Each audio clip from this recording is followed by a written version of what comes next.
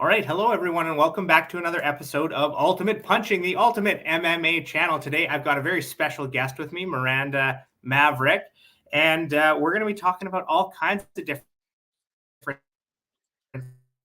stuff. Specifically, I want to know about your life as a fighter, how you got into the UFC, how you got into everything.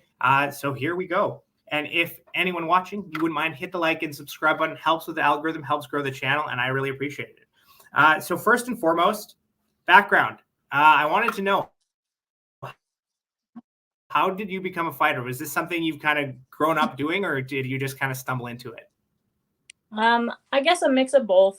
So when I was really young, my dad was big into self-defense, big about having us kids learn a form of martial art, but it was just at home in the living room, like on the floor, like an hour a day.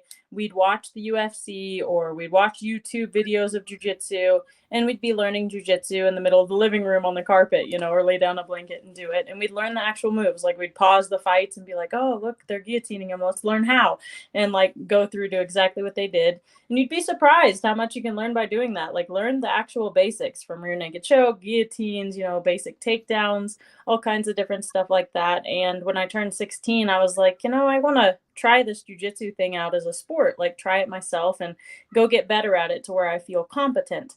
And so I went to a gym when I turned 16, and that I didn't want punched in the face at all. Like we had talked about before, my dad was like, you could be a fighter, you could be one of the best. And I was like, no way, I don't want to be punched in the face.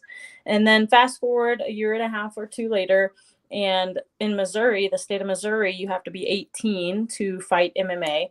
And I decided I'd give it a shot, and if I loved it and I did well, then I'd go be the best I could be. And if I hated it or I did bad, I would never fight again. It would be a bucket list item. And I went in, ended up winning in the first round via submission, and the rest is kind of history. Yeah. Walk me through how that first jujitsu class went. Like, so you were learning it kind of in your living room. You went into to do jujitsu at 16. How did that first class go? Did it transfer well, or was it sort of the wake up call most people go through when they first sign up for jujitsu? So amusingly, I didn't have a wake-up call until 3 months after I started, and that's because I went to what most people in the jiu-jitsu community call a McDojo when I first started. It did have jiu-jitsu classes, but later on, I didn't know about belt rankings and stuff very well. I found out that he was a blue belt that was teaching the classes, right? And it was just a gym that mostly had like Krav Maga and Kimpo and stuff, and I was like, this is not really what I was looking for. But the reason I went there was because they had a juvenile class, and I was very uncomfortable going with grown men at the time with that close contact. And so they had a juvenile class between the ages of like 13 and 17 years old of kids, mainly guys, right? Mainly boys. And I was like, perfect. I'm 16. I'll fit right in there in the middle. And they had about 4 kids my age. And I was beating those boys up within like 2 days. No joke. And I was like, this is silly. Like, I want to start competing if I'm this good, And I talked to them about competing, and the gym was not very good with that. They were like, we don't believe in competing. We only do this for self-defense. We don't want to hurt people. And I was like, what? Like, it's just competition. It's not trying to kill somebody. And so I quit the gym there like 2 months later after I decided I kind of learned everything from them, and they finally told me I wouldn't be able to compete. I was like, I'm going to go to a real gym. And I ended up going into Springfield Fight Club for the first day, and I was almost 17 when that happened. And that's in Springfield, Missouri, where I ended up staying until I turned pro, actually. And I went there. Everybody's in these things called gis. I didn't know anything about them because even the old gym I had went to just had shorts and, sports top that you wanted. And when I got there, they were like, no, you need to have a gi on here. You can wear this rental. And I got wiped the floor with by every single person in there. There were all a bunch of white belts. I was the only female in the class. And I was like, whoa, these people know what they're doing. Right. So ended up sticking around there. Absolutely loved that I had just gotten beat up because it showed me that I had so much more to learn. And like I said, I stayed with them until I turned pro and had to move for grad school.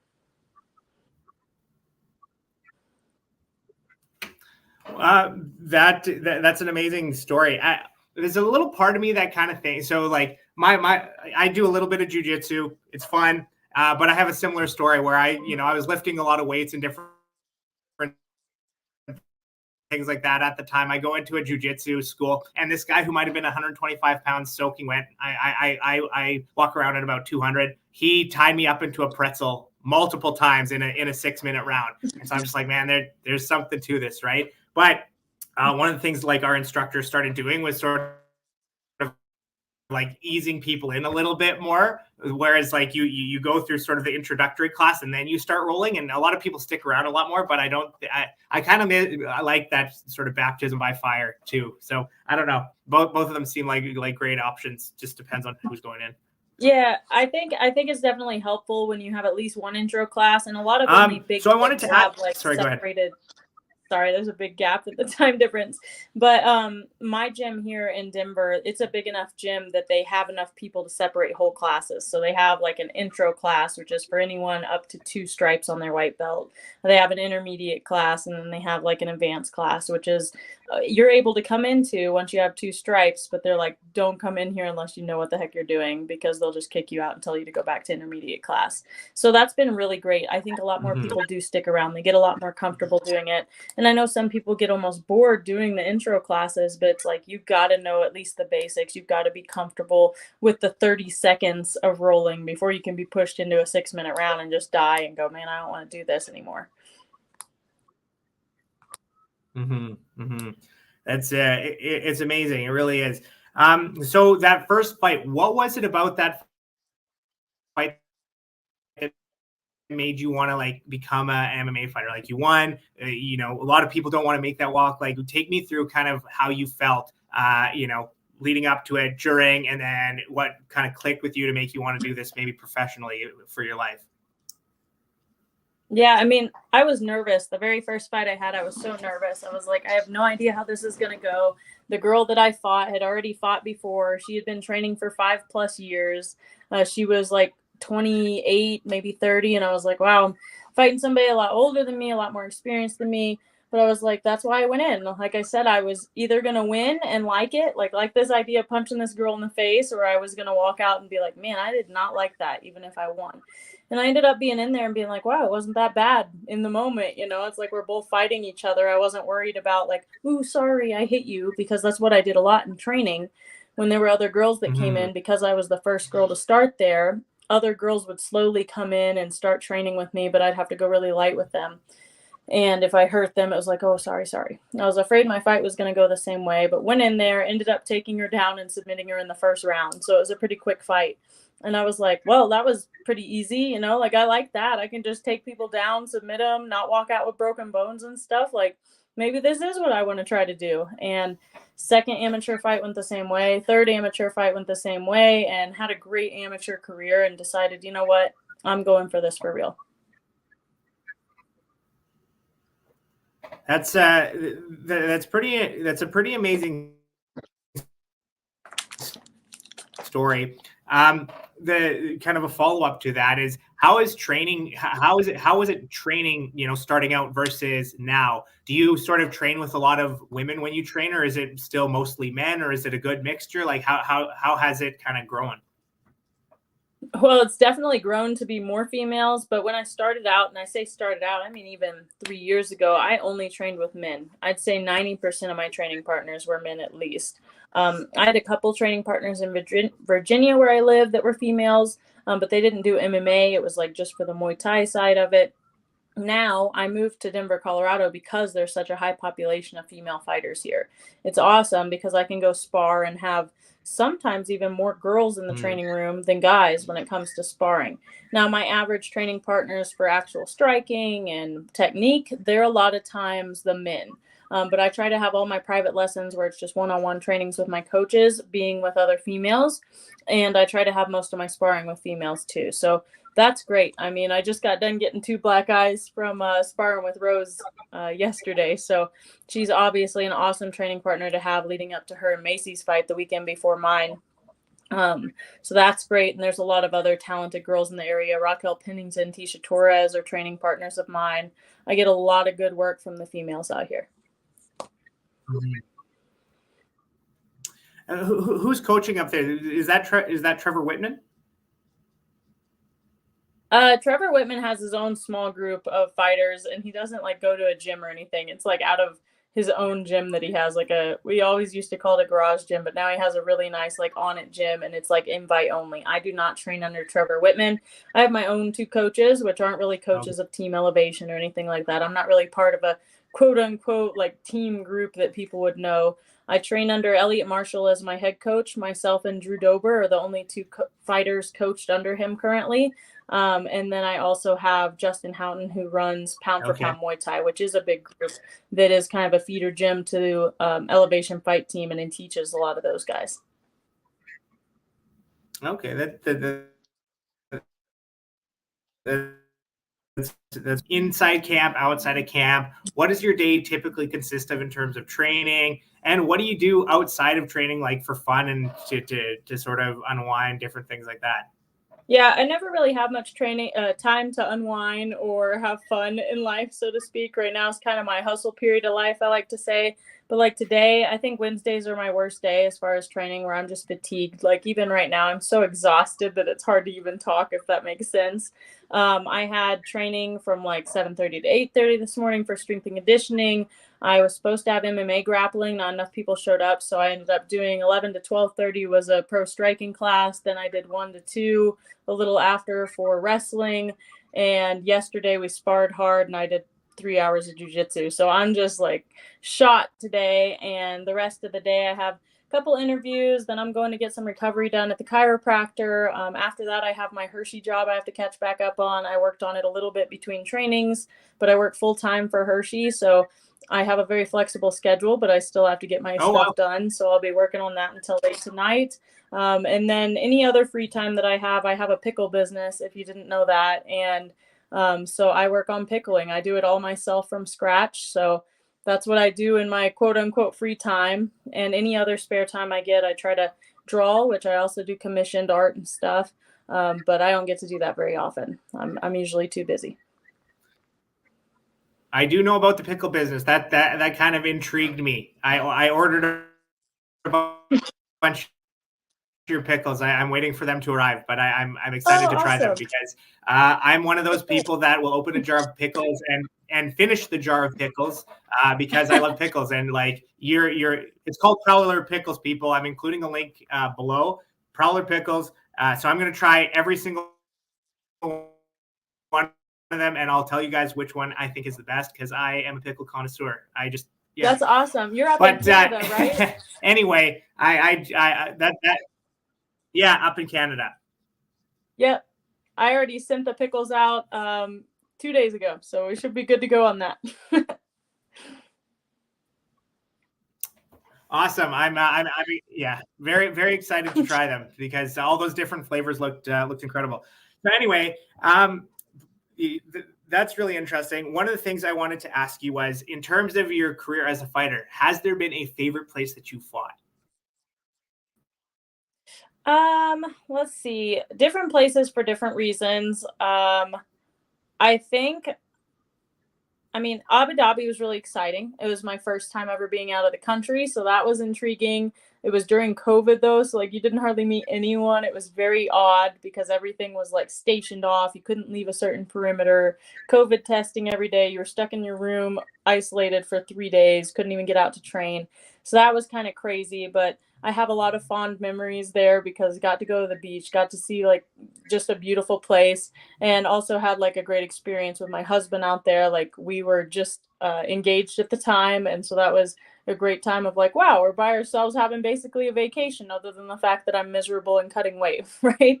And then Salt Lake City, Utah, I fought there, but one of the times that I had a canceled fight ended up being a great time because my entire family was out, and we went and saw the Capitol, and we went to the Salt Lake that's out there, or not the Salt Lake, but the salt fields that are out there, checked out the Moab Desert out there. So just had a good time out there as well.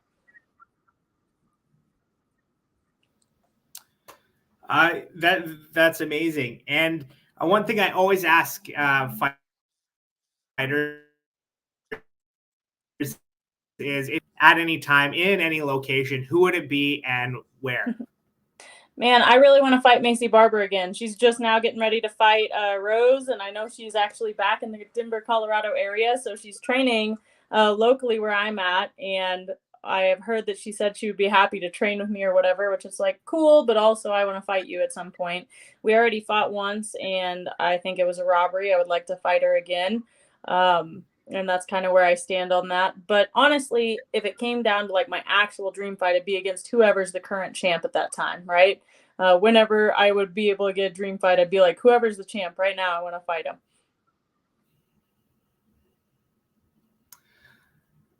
That's amazing. One of the things that I wanted to ask you is like you've had a couple losses in your career, and all fighters sort of handle it a little bit differently. What advice would you have to any fighters out there, if any? Like how do you handle a loss? How do you kind of go through it? How do you get back on the horse, as they say? Yeah, losing, especially in fighting, it's not like winning or losing a game. Like you get hurt in the process, most of your money leaves you when you lose a fight, etc. Like it's a terrible feeling. You feel like a failure. At least I do. I feel like I failed at everything in life every single time that I lose a fight, because it's like every drop of sweat, every single minute of training leading up to it, I feel like it was a waste. Now that's not true, and I get over that feeling the next few days, but in the moment it's very hard. So don't feel like you're the only one going through that if you are a fighter and feel that way. But a few days later, I just think about it and I'm like, listen, did I do everything I could to be the best that I could be in that cage? And it's like, usually the answer is yes. And it's like, okay, some days we just don't perform at our best, right? We have shit days in life, and it really sucks when it's the day that you're in the cage. And on top of that, sometimes the other person's just a better fighter, and you have to get over that and go and improve. And for me, like when I fought Erin Blanchfield, I think that I truly underestimated her when I walked in there. Like I didn't think her grappling, especially her chain wrestling, would be that good. And once she got me on the ground, I just could not get up from bottom. And I was like, wow, this is a glaring hole in my game. Like I don't ever play on bottom because nobody ever takes me down in fights. So I've never had to. And after that, I was like, all right, like I really need to work on this.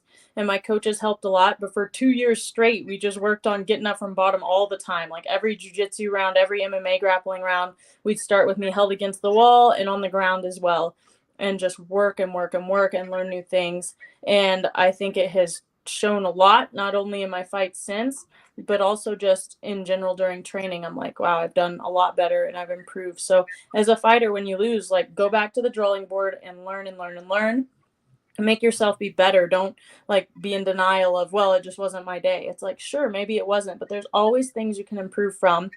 But one of my least favorite sayings is the whole you either win or you learn. I'm like, I'd rather win and learn. Like losing sucks. It doesn't matter. You can learn and win at the same time.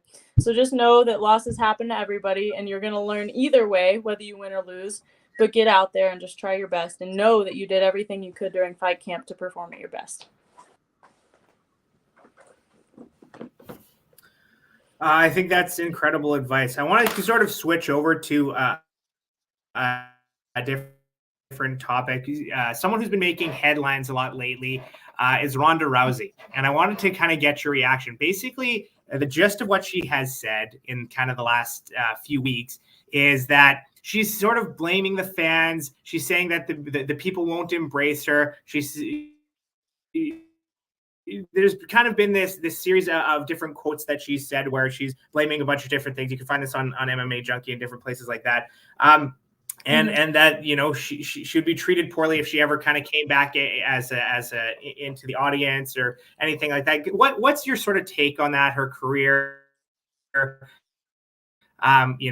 different things like that. I have a few different aspects of that. One, she throws pity parties a lot throughout her career. I don't think it's a good look for her. However, I will say as a fighter, like fans can sometimes suck. And it's hard to focus on the good, even if there's only 10% of bad, because the bad are usually so bad, if that makes sense. And I know a lot of hate and a lot of shade gets thrown on Ronda for her losing. Mm-hmm. And they're like, she was never good. And it's like, she was the best of her time. yes, the sport evolved and she didn't evolve as quickly, or she had herself a bad training like regimen, bad coaches around her, whatever it was. She didn't improve or evolve at the rate that she needed to, right? But she was still a pioneer for women's MMA. Just about any female that has started MMA is like, man, Ronda Rousey was awesome. You know, it's like we all watched Ronda Rousey and saw her as this inspiration, whether you liked her as a person or not. Because I'm one of those people that as a person, I'm like, I don't know if I like Ronda Rousey. I have some mixed feelings where I'm like, I don't think I like her too much. But as a fighter, as an athlete, I'm like, man, I respect her. I definitely respect her. I was inspired by her to some level, even though it's not like, ooh, I became a fighter because of her.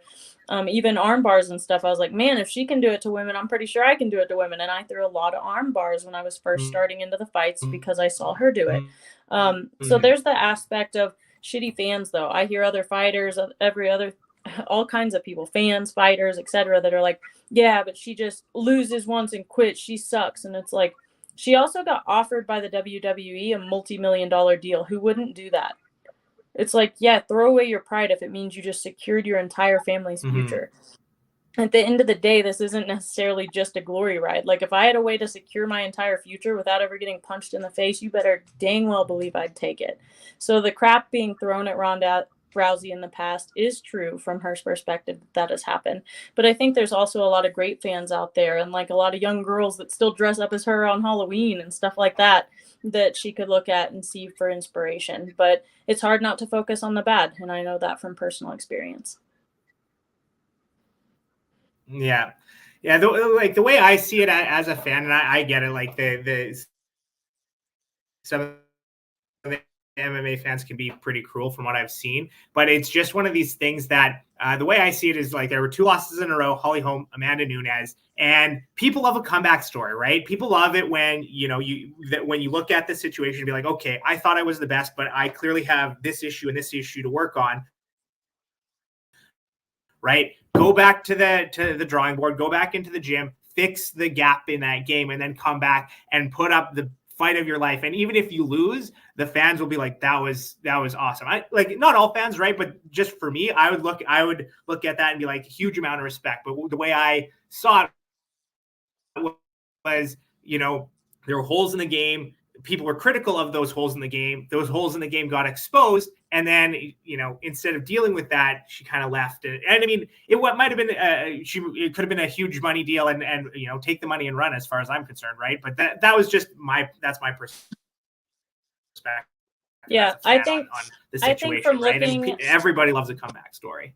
Yeah, I agree, but I think it's important to see athletes as people too. And like if you put yourself in the same position and you were offered a WWE deal of 10 times more money than you'll ever make in your entire career in UFC, and it's either that or go back to a place where you have like already 2 losses and have to work your way back up. And it's not like she had a small thing she needed to fix. She had a whole, like she needed to learn striking basically. And it's like, that's not a 6-month fix. Like people don't understand that's going to take her years to climb back up and be able to keep up with that level. So say 3 years down the road, 3 years down the road, she had already made millions in WWE, gained a whole new fan base there. So I just think it's a one-sided look at that, to where I see it as her as a person. I'm like, heck yeah, you go succeed, you do your thing. She still, no matter what way you want to argue it, was the pioneer of women's MMA. Like the core person, even if she wasn't the first fighter, she was the one that got it into the UFC. She's the one that made that mark. And there's a lot of people she fought back in the day, still fighting, still at the top of their game, which is awesome. Yeah, definitely. I agree with you. And I don't blame anybody for going the money. I was just speaking about myself personally as a fan, but the one thing, so let's shift over. UFC 302 is coming up. Professional fighter is talking to me today. Who do you think is going to come out on top in the match versus Sean Strickland versus Paulo Costa? I feel like they've been a little bit quiet this week compared to normal. Yeah, I don't know. I feel like there were a couple of things that got let go by Paulo Costa in the last day that were kind of like harsh, ridiculous, where people are like, oh, he said this terrible thing. And it's like, yeah, Sean Strickland said 5,000 terrible things. They're both just trying to keep up with the shit talk game, even if it's inappropriate or whatever else.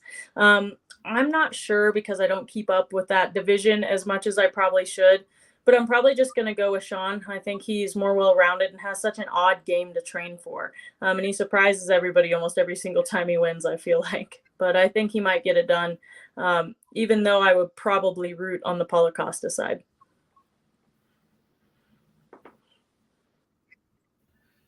Okay, fair. And Islam Makhachev versus Dustin Poirier. What are your picks there? Man, I'm going with Islam, even though I want Dustin to win. I just think the wrestling's gonna overwhelm him. Yeah, I like I'm an Islam fan. I would love it, and I think he would get the win. But I also love a great story, right? And Dustin Poirier coming and like knocking out Islam Makhachev and kind of riding off into the sunset after that. Like it doesn't get any better than that storybook. You know what I mean? That's true. That's true. I hope it happens. Yeah, it would be great to see. I wouldn't even be upset that one of my favorite fighters loses. So your business, you do some work for Hershey, different things like that. First of all, how did you get into pickling? I grew up on a ranch. I grew up out in the country, and we learned to vacuum our own food, learned to butcher animals, learned canning. We made everything from our own salsa. We had our own honeybees, so we made honey, but salsa, honey, canned corn, pickles, all kinds of things that we would make. And so as we got older, we stopped having a garden at home because it was just my dad and mom. And basically it was like, us kids need to take on some of those responsibilities. So for Christmas, or around Christmas time, it was beginning of December, I was like, I'm going to make some pickles and make some canned stuff and take it home and just surprise everybody. It'll be a gift. And I took like a story and I was like doing some homesteading. And I had a few people that were like, whoa, cool, you make pickles. I would like a can. And I had some people that were asking, or a jar. And I was like, oh, it takes so much time and work though. Like, I don't know if it'd be worth it. And I thought about it and did some of the finances. And I was like, I've talked about wanting to make my own business. This would be something that's not huge outgo. Like, I could make it pretty easily to start out, only have a few thousand into it. I wouldn't have to get in debt to make a business happen. Let me give this a shot. And so I posted on my story the next day and I was like, if I were to start a pickle business, who would buy pickles from me? I got tons of positive feedback and I was like, you know what? I'm going to do this. And it's eaten up all my free time. And some people are like, wow, you need to stay more focused. And I'm like, listen, if you only focus on one thing in your life, you're never going to get anything. And one of these days I'm either going to get hurt or old and I need some kind of backdrop when I get done fighting. And I think that's kind of where it rooted from, is I don't want to be one of those fighters that gets done fighting and ends up being a waitress at, a local place. Like, I want to have a future to where I'm not working a 9 to 5 all over again once I get done fighting. And we don't make money like NFL players. We can't just ride off into the sunset without being one of the very top dogs of the sport. Yeah, that's pretty incredible. So once again, the business is called Prowler Pickles. You were saying that I think I saw on your social media that you do some farmers markets as like a way to market your pickle business. Which ones do you like? Which one are you going to be at next?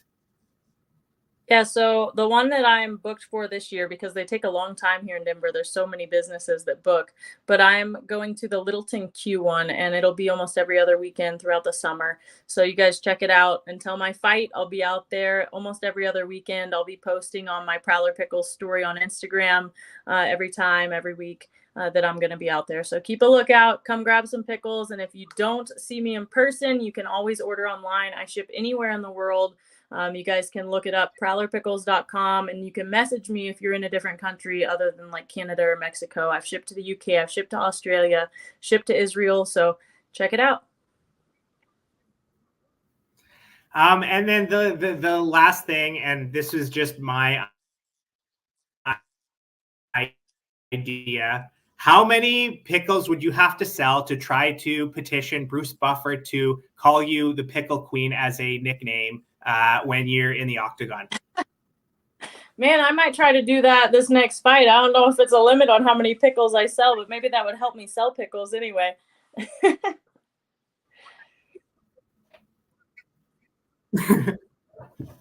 I don't know. I was just thinking about it. Like I ordered them. I'm like, you know what? That would be pretty cool to have Bruce Buffer say Pickle Queen Maverick or something like that right before you start fighting. That would be pretty awesome.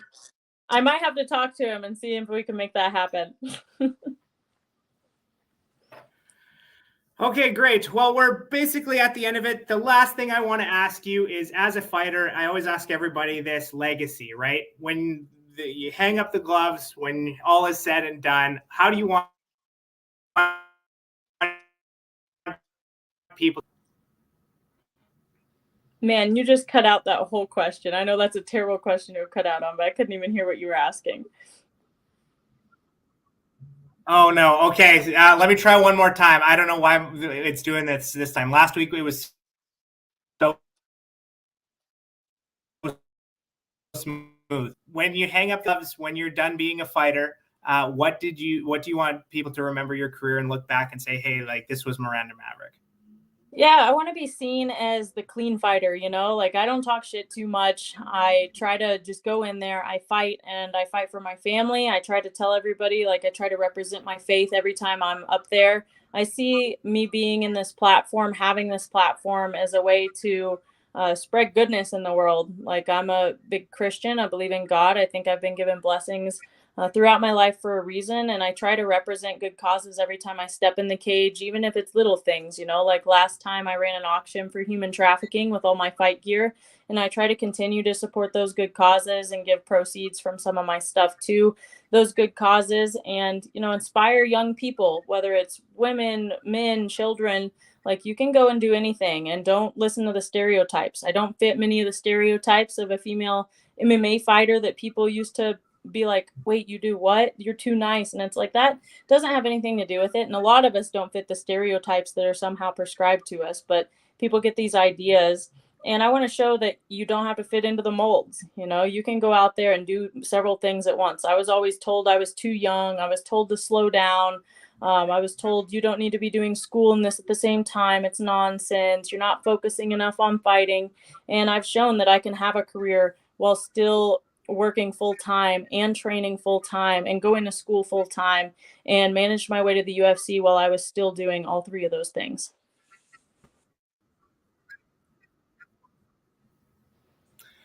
That's amazing. I want to thank you so much for your time today. That's the end of the interview. And I just really appreciate your time. And I wish you all the best in your upcoming fights and with your pickle business. I'm going to put the links below because I'm excited to try them. But when I try those pickles, I guarantee you I'm going to be spreading the word all over the place. Well, thank you. Thank you. I'd love it if you did a video review for them, but I really appreciate it. Thank you and have a great day.